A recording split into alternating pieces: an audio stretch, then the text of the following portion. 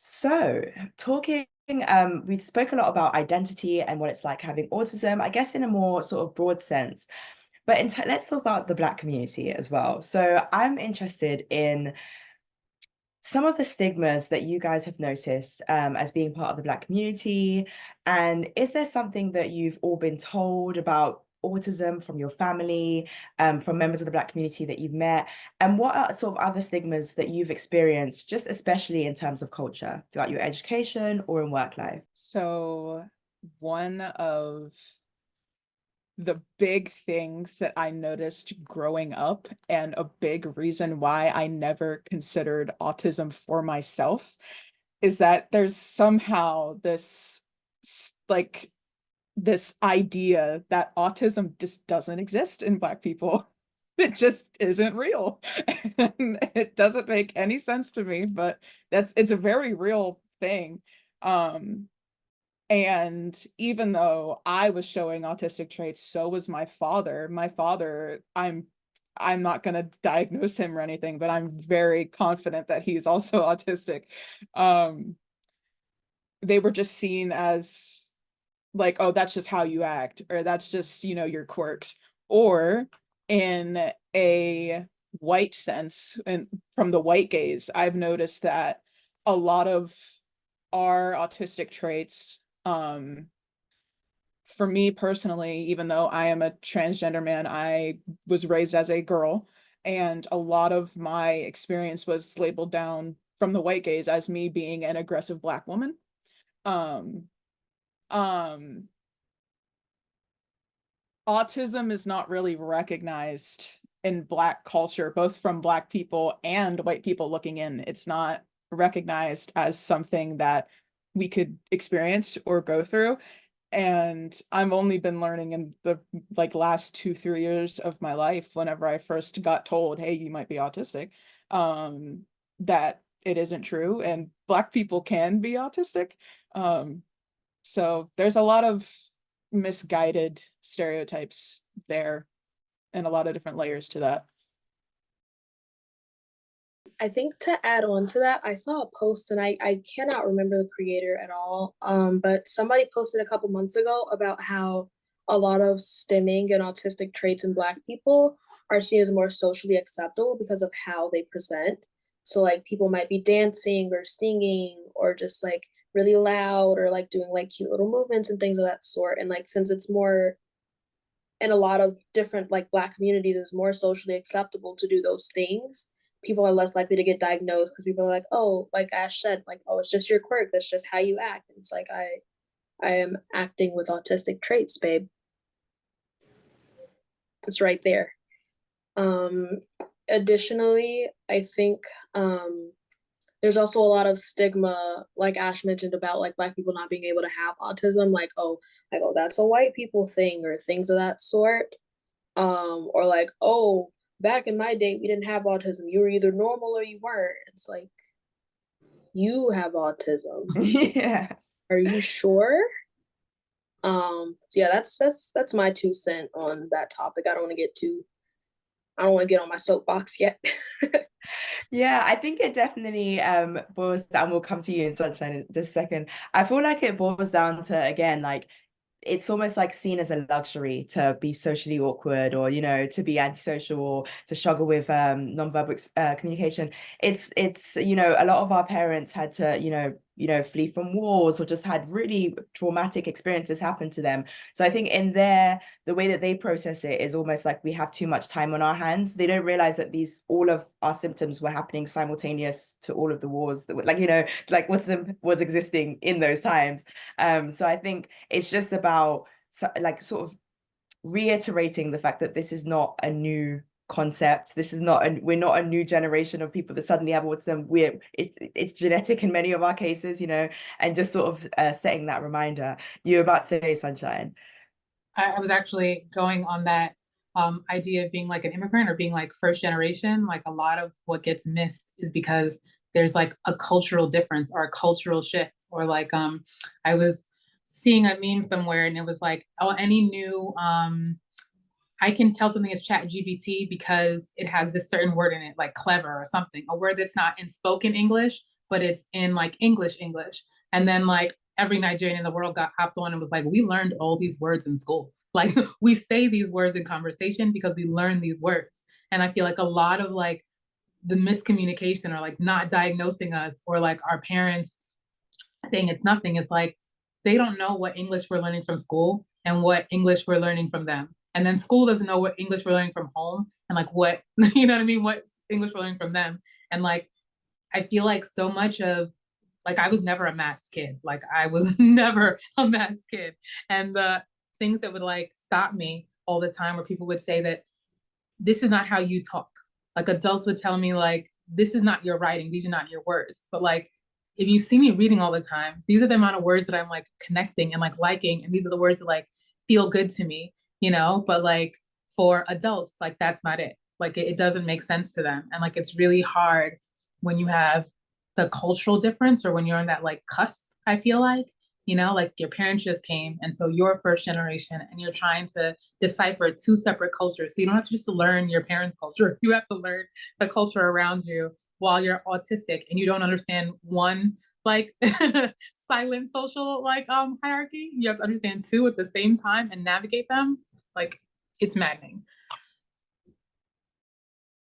Yeah, I think it comes back to that sort of the layers of identity and like having to understand.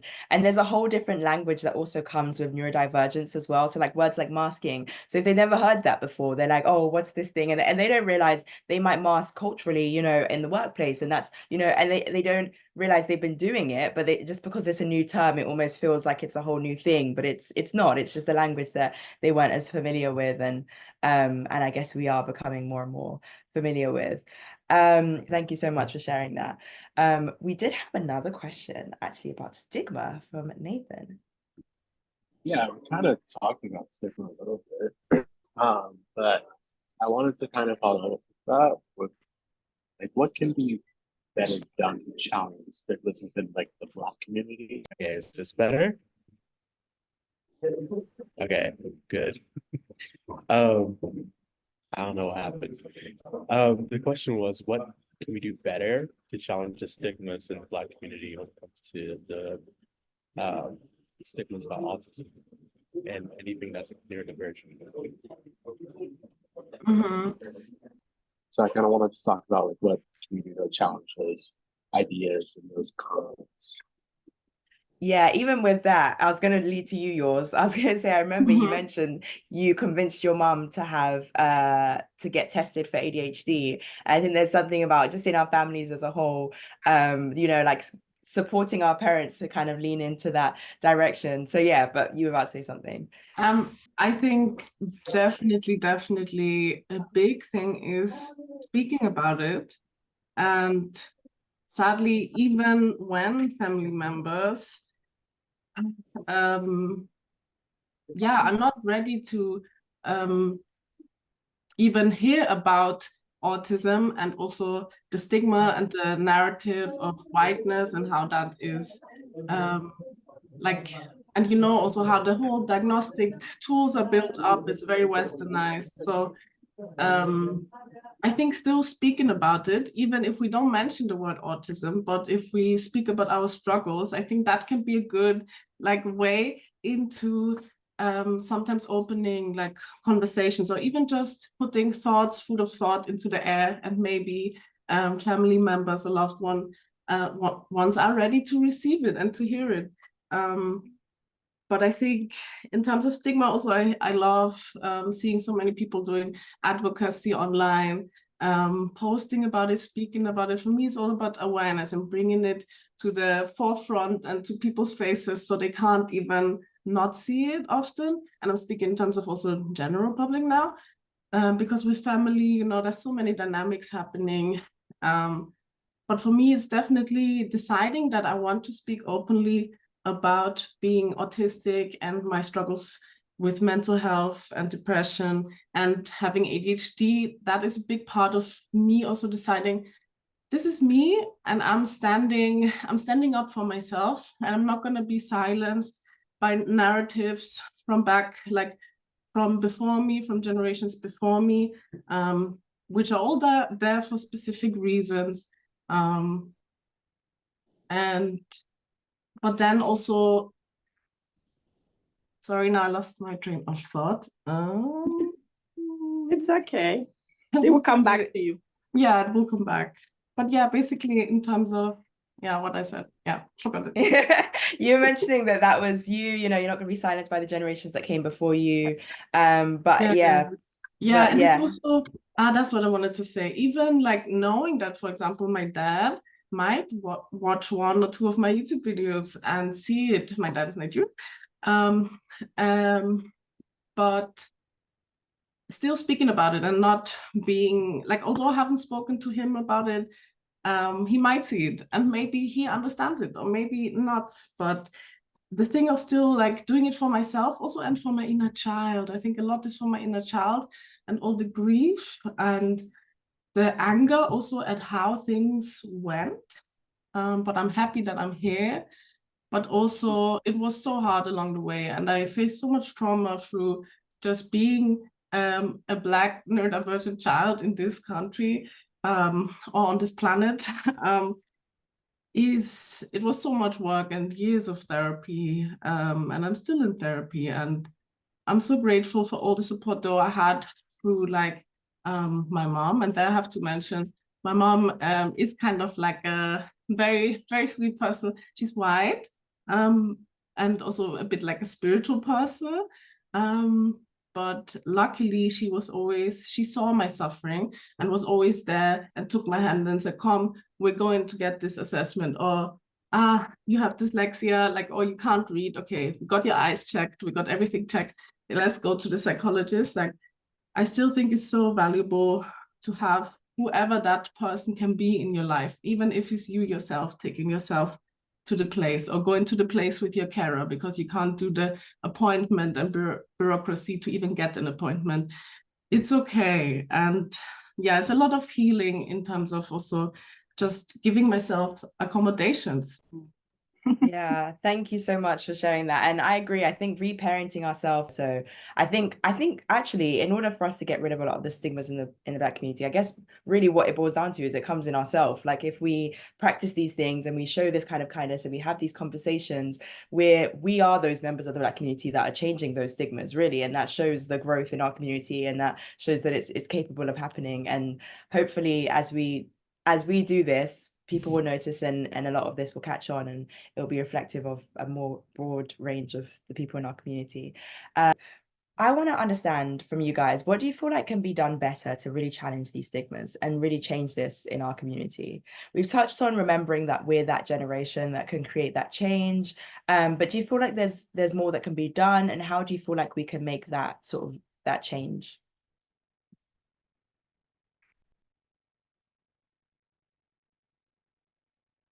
I've been thinking a lot about how we could show each other grace or show up for each other when like we allow each other to be broken. Like the idea of a strong Black woman or the idea to like, that's why every Black superhero is bulletproof. Like the idea of like, needing to like be able to survive everything, like is part of the like universal struggle of like Black people. And if you take that off and say like we're allowed to show up in every single way, and one of the ways we're allowed to show up is that, hey, our mind is different, or hey, we need help, or hey, like we need more. Like I've been thinking a lot about the concept of like laziness, and I understand that it's rooted in like capitalism, but like there are documentaries about serial killers, mass murderers, rapists, people who say this is what I did, but I've never seen a documentary about somebody who's lazy. Like I've never seen like who's the lazy person? Like I've never seen a lazy person, but we use laziness as like a weapon,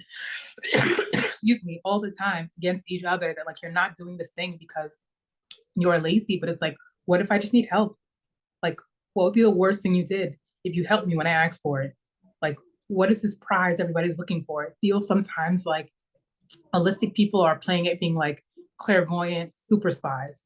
Like they know who you are and they know what's going on with you. And like if you can just give each other grace I feel like that would go leaps and bounds for all of us in all places, but especially autistic people. I sit quite nicely in the generational conversation of the having been the child and now the actual parent. So, I was raised by a street African Muslim family, and basically, you're my cousin. Let me remember your name so I don't say your name wrong. Yours. Yes, thank you. Yours. We are cousins. Yeah, yours. Definitely cousin. I was born in Sierra Leone. We are cousins. Half of my family are Nigerian. So hello, cousin. So being raised, by a culture in a strict cultural and religious home. My mom made a decision quite early on, having come to Australia as a refugee. You're a girl. I'm not a girl. I'm non-binary, but you're femme presenting. You're Black. We don't need to add anything else to that. So my mom flat out refused to acknowledge that I was a disabled person. Even if she didn't know I was neurodivergent, she knew I was disabled because I was disabled. There was no way around it. And she made a choice. I would not deal with this because it's a luxury to have to deal with disability. To her, it felt like a luxury. She thought if the bombs of Sierra Leone were not dropping to kill me, then it's a luxury to be sensitive about food. It's a luxury to be weird about noises. It's a luxury to not want to be social. That was her perception because of her own trauma of being a single parent, raising 2 kids through a war and bringing them to a safe place in Australia. She had no time for disability. So being raised to be able-bodied did a lot of trauma and damage to me. So knowing I was disabled, knowing everyone knew I was disabled, but getting none of the support. So you're talking about going to appointments. I was going to a medical appointment at the age of 13 by myself. It took me 5 years to get the first lot of diagnosis of fibromyalgia, chronic fatigue, hypermobility, POTS, right? And then it would take me another 25 years to get to the autism and the ADHD. But as I remember raising my child, when my child was born, and I looked at this baby, and I mean, even before they were born, I remember thinking to myself, I'm going to be a different parent than what I had. I am going to be a different parent. No matter what may come to me, my child, they're perfect. My job will be to meet their needs and to support them and to be the best parent I can be. I remember then by the age of 5, my child was showing signs of their personality and different characteristics, most of which reminded me so much of myself. That was the kicker. I thought, oh my God, they're so much like me, my mini twin. And then they had versions of themselves that were so different than me, because obviously you meet one autistic person, you meet one autistic person. We're all very different. And I still did not pathologize, and I had no awareness of autism myself. So it was only from the perspective of my job is to adapt to my child, and I will adapt and meet their need. And it would take us years, just before they went to school, for the conclusion to come that the difference we were noticing was autism and ADHD on top of other co-presentations. And I remember sitting there and saying to people, I am not sad, and I'm not angry. I am not upset about my child being autistic or having ADHD. I am upset at the world I have to raise them in, that I know is ableist, that I know is racist, that life will be hard. But for them, I am so grateful for the information that I now have about my child that will make me be able to meet their need. So for parents listening, a diagnostic or even the self-identifier or awareness that your child may be autistic or ADHD, it's not the end of the world. Autism is not a life sentence. It's not a disease. Knowing your child's brain is different is one of the most important information anyone will ever give you. That information now means you can be the parent they need. You can actually give them accommodations. You can give them support. You can advocate for them and raise them to advocate for themselves. Because at some point, guess what? And this is for the autistic moms, your child has to speak for themselves. We want to hear from your child. Their voice and their perspective, their experience matters. And it's theirs to speak of, and we want to hear it. So raising autistic children who are empowered, who know they have a voice and they matter so they can take on the world is so important. And once I set up my child with the disability support and went to advocacy, and once all of that was put into place, I sat down and thought to myself, if Sammy is like me, that's my baby's name, they're 9. If Sammy is like me, am I like Sammy? That was the question. And that's what led me to my psychologist going, my child has autism and ADHD. I want to be assessed because I believe that I may also have it. And it's in the course of this conversation we realized that years ago, while I was in high school, going to many medical appointments, one that my mom actually attended was one where my GP said, I think Khadija has ADHD. My mom said, that is a white people disease. She doesn't have it. And that was the end of the conversation. And then years later, here I will be confronted with my child that their brain is similar to mine. So it's like they gave me the gift of self-discovery. That's what I think. My child gave me the gift of self-discovery of myself. And part of now parenting them is reparenting little Khadija and giving them the support and accommodation they didn't get as a child. It's seeing my child and seeing everything that's possible and having the perception I wish my mom had had, which is that I am not broken. She did not fail. Nothing had gone wrong. I'm not cursed. I don't need to be prayed for by the imam and the pastor and every spiritual person to come and cure me of something. I don't need curing off. What I needed was support and advocacy and accommodation, not some far-fetched idea that disabilities are natural. It's very natural. It's a part of life. It's part of our humanity. I say this as somebody who's been that child. Do not deny your child is disabled. Do not deny that your child's autistic and it have ADHD or they're neurodivergent. It won't go away because you're ignoring it. But what will be done is damage will be done to your child. What will be done is the trauma of your child. Is your child feeling like they're broken, they're not normal, and that you don't love them. That is what you're giving them. And it's okay to grieve. It's okay to take time out and grieve. It's okay to have therapy, to process your emotions. But what is not okay is not caring for our kids and giving them what they need, especially Black autistic kids who have an extra hurdle. Denying them knowing this information is not going to serve them any good. And don't worry about what other people are going to think. People are fickle, okay? They are fickle. People are just going to sort out their own lives. Focus on your needs and your child needs and doing the best for them. People will catch up. When I first came out, the backlash, here she goes again. Africans are not autistic. Oh, she's a white woman. See, we told you she's a white woman. That's what they call me. I mean, it's the insult of it all when you have values that are seen as not Black somehow. I'm like, are you freaking kidding me? It's the white woman. It's like, are you kidding me really right now? But no matter the backlash, I know the visibility meant something. That visibility meant there were people in my community for so long who had not seen themselves, who didn't realize who they were, was represented out there, that they were not broken like I have felt as a child or isolated. They saw themselves, and the power of that, the emails, the messages, the where do we start? Where do I go now? I'm like, I got you. I'll break it down. I'll support you.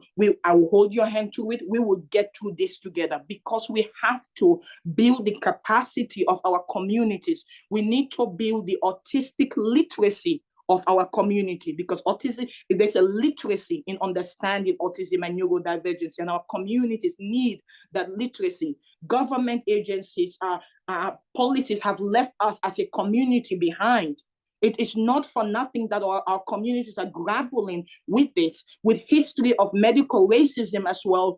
Our fears are founded. There have been consequences for us in situations like this where, you think a white autistic parent is scared. As a Black autistic parent, I'm extra scared because race is a factor in how people would treat me as a disabled autistic parent and the assumptions they make about me, let alone about my child. And this is why I think that community awareness raising, that literacy building, that, building the literacy of our community around issues of neurodivergence and breaking the stigma. And I think the best way to break the stigma is representation. Because something's not a stigma if you keep seeing it and realize it's natural and it's normal and it looks just like you and sounds just like you. We haven't changed. We were born autistic, but it hasn't changed our Blackness. It hasn't changed our queerness. It hasn't changed all these other aspects. So we are the stigma breakers. Our visibility, our existence, our advocacy it is the stigma breaking in action. But I think there's also responsibility in all our advocacy to be mindful that we have a responsibility to our communities to not do harm.